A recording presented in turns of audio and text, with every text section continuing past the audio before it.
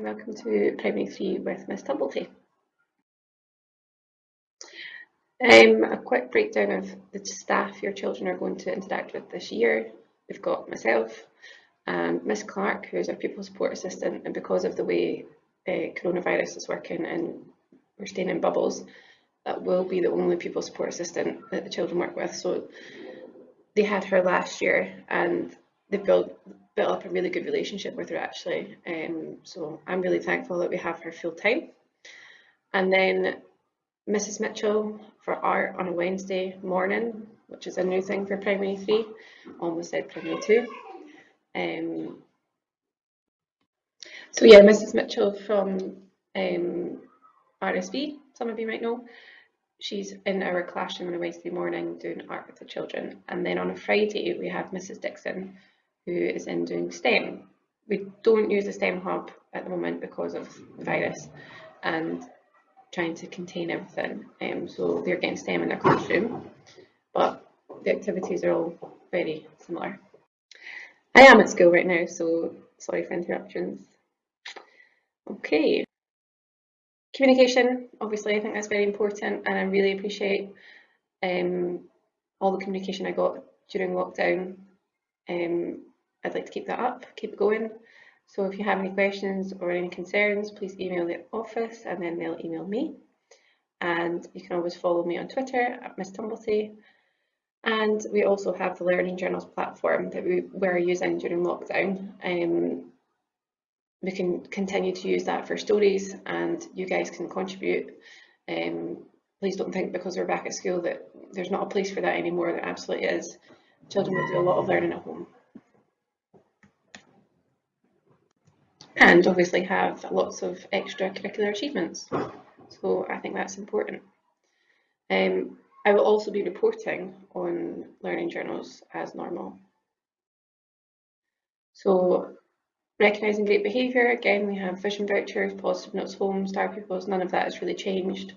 I actually feel primary, or the class that I have come back with an increased sort of maturity, and I haven't had to give out as many points to get them to respond. They're just doing it now, so I think that's great. We're still going about house points, positive verbal praise. Star People I don't think is up and running yet, but hopefully will be soon. And the little postcards home.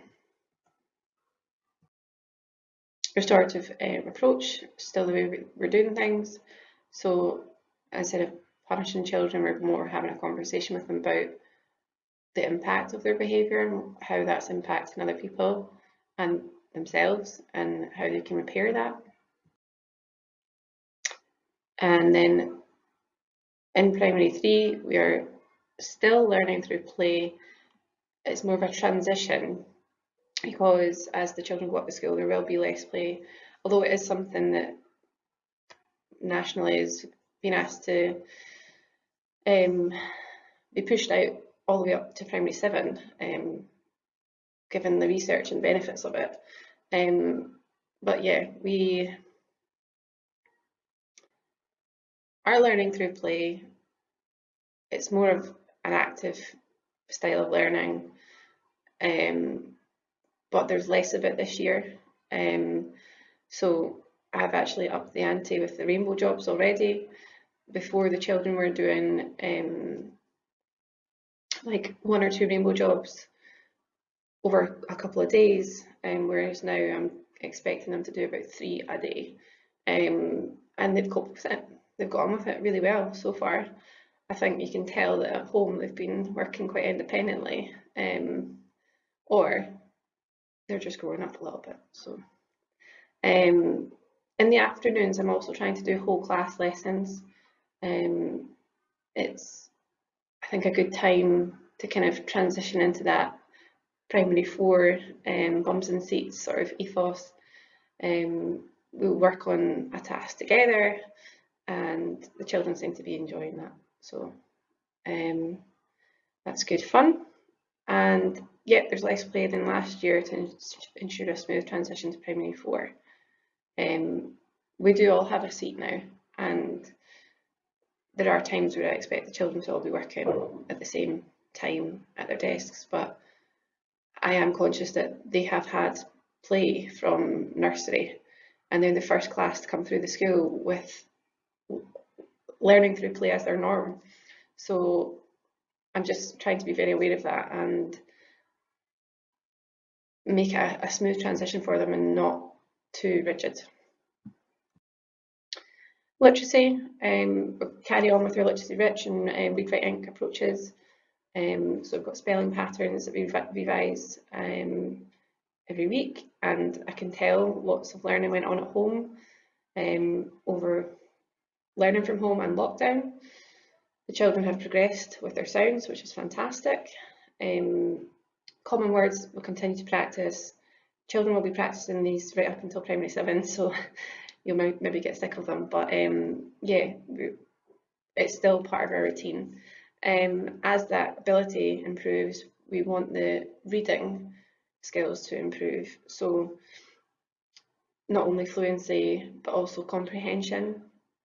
Last year, myself and Miss McGee introduced a couple of animal comprehension strategies, so like rhino, retelling rhino, wandering walrus, predicting panda, just a fun way to kind of introduce those skills to the children. This year we will revisit them and we will move on to reflective reading, which is a programme we use from primary 3 up to primary 7 in this school. And I've actually got a picture of that on the next page I'll put just now. So that's the reading comprehension compass, it's called, on the left hand side. We start with the read and understand type questions and we go right round to create something great. You might recognise, if you have older children in the school, the map sort of grid here that's for a text. You have lots of different questions about that text, and then the children try and answer them. Sometimes they're working in groups, sometimes they're working on their own. But yeah, some of you might recognise that. So that's what we're working towards. We will not be there anytime soon. I expect us to be there probably by the end of the year, and that might not be everybody. That'll just be some people who are coping really well. It's what we're working towards, but as I say, the children will be doing that right up until primary 7, so there's no rush. Okay, I can't go back, but there are links on the previous slide to cursive handwriting and the big writing approach, parent information leaflets. So if you want to find out more about that, please just click the hyperlink and it'll take you to the school website. Numeracy and mathematics, so we're carrying on with our SEAL approach, which is like small inputs, can be one-to-one, can be like a group of under 10 children, concrete materials, quick fire number work, doesn't last for very long. Some children might actually receive 6-minute SEAL as an intervention strategy with our PSA, just to get them a wee bit of extra support, develop those fundamentals and foundations of numeracy work, so they can then access the other stuff. So topical maths and numeracy is taught through Heinemann Active Maths. So Heinemann Active Maths is used all the way out from P3 up to P7. There's board games, partner work, interactive games on the smart board. It's an active way of learning time, measure, money, those sort of things. Health and Wellbeing, so our PE slots this year are Mondays and Wednesdays. Both the slots that I have booked us are outdoor field slots. So there's even more emphasis on the children to become prepared because they can get quite muddy. And of course we're going into winter and it's Scotland, so it could be 4 seasons in one day. So please come prepared, or ask them to come prepared, and ensure there's some spare clothes in their bag in case they get wet.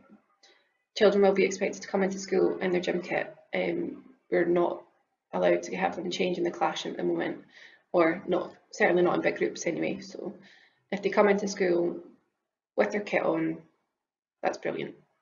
Building resilience, the chapter we're looking at the moment is called Expect the Unexpected. I will hopefully forward on a parent information leaflet about that. it's all about change and how change is a part of life that we can't really stop. Some of it's good, some of it's bad, um, and we can do certain things to help our mental health and help us get through the not so good times. I think that's really relevant for COVID and everything that's been going on over the last couple of months.